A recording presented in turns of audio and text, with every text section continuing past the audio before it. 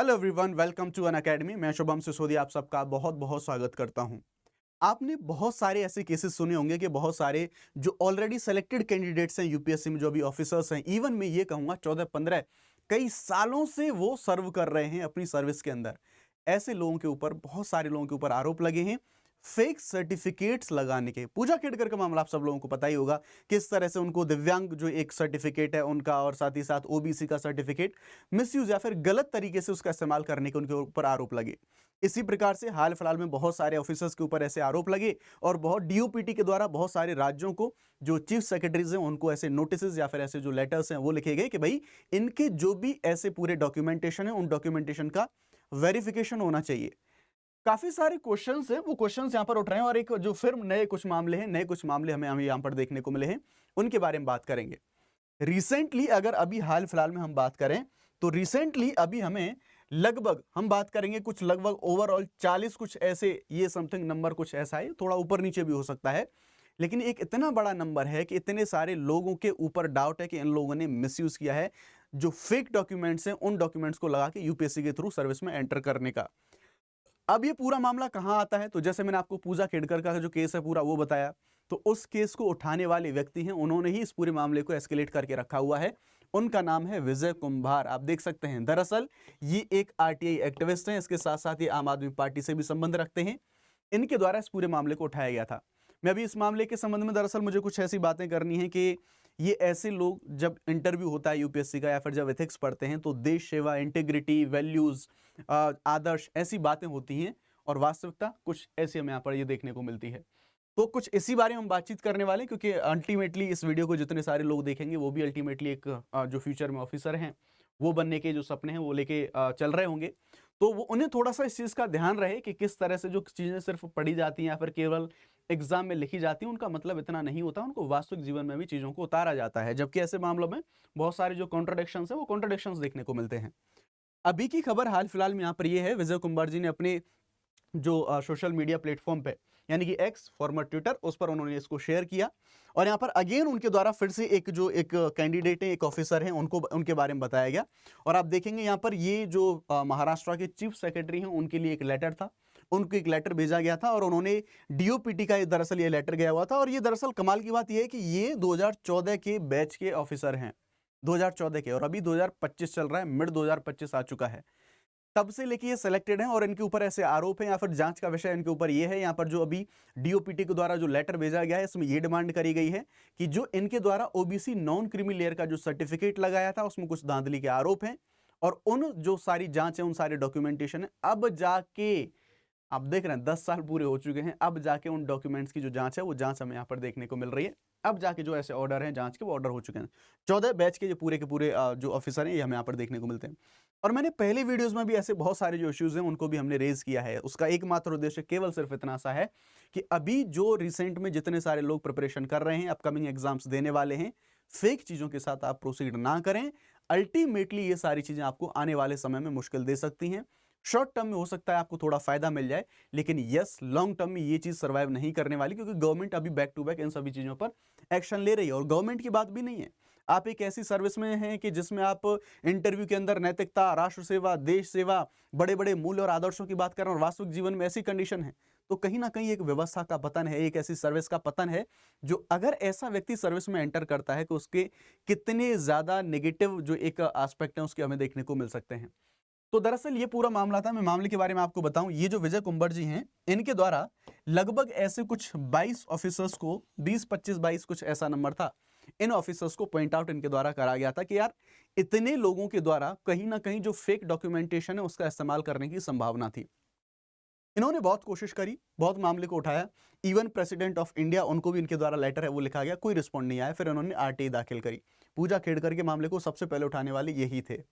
जब इन्होंने ये पूरा मामला एस्केलेट किया तो उसके बाद बैक टू बैक ऐसे जो लेटर हैं डीओपीटी से, वो ऑफिसर्स की जांच के लिए जाने लगे और बहुत सारे जो पॉपुलर आईएएस ऑफिसर्स हैं, अब ये जो सर्टिफिकेट्स हैं, कौन कौन से सर्टिफिकेट में यहाँ पर आ रहे हैं, तो यहाँ पर ईडब्ल्यूएस, गलत तरीके से ईडब्ल्यूएस बनाना,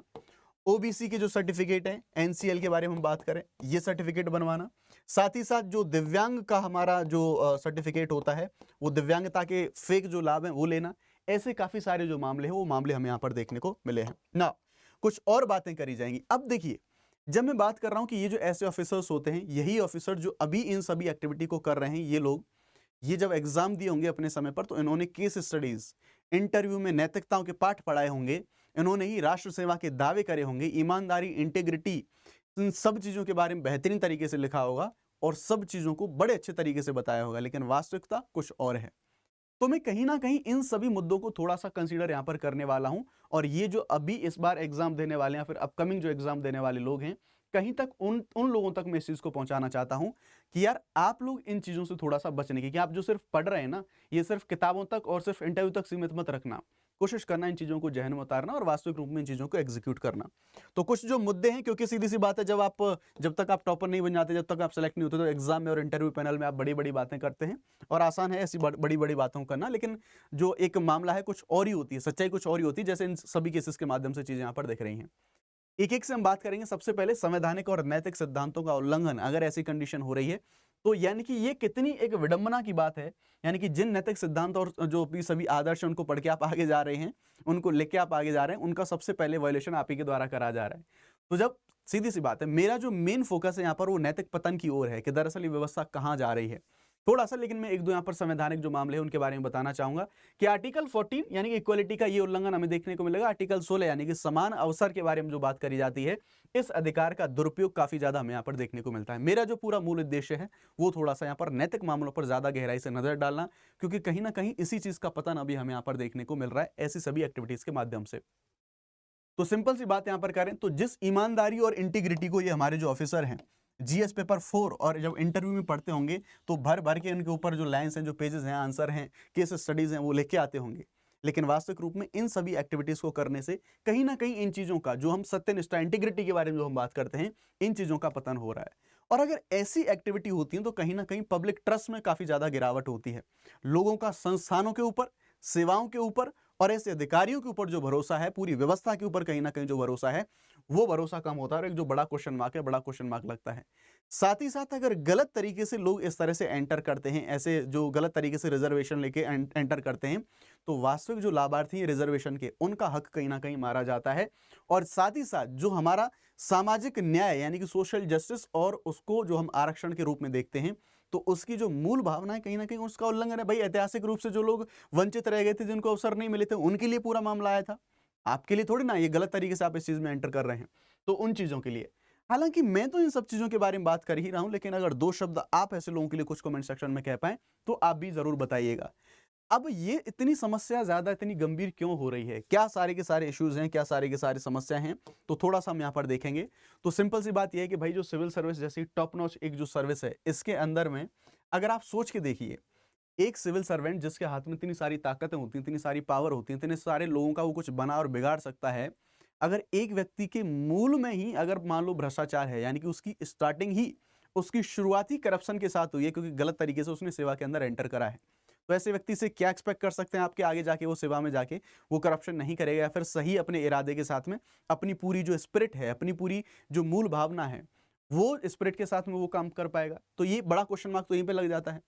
मेरिट बेस्ड सिस्टम है, उसका एरोजन देखने को मिल रहा है, और रिजर्वेशन जैसी जो नीतियां हैं उनकी साख को धक्का लग रहा है, कि वो चीजें कहीं ना कहीं बुरी तरीके से प्रभावित हो रही हैं। और पब्लिक फेथ यानी कि जो जनता का भरोसा है, इसमें भी गिरावट, संस्थानों के अंदर जो भरोसा है उनमें गिरावट है।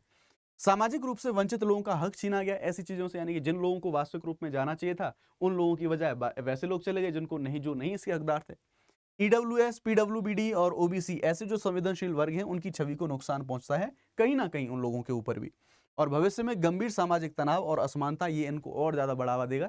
क्योंकि जब समझने की कोशिश कीजिए, कहीं ना कहीं लोग दूसरे को ऐसे देखने लग जाएंगे कि यार इसको मिल रहा है, मुझे नहीं मिल रहा, तो एक जो तनाव है, एक कुछ ऐसी चीजें हमें यहाँ पर देखने को मिल रही होंगी, राइट।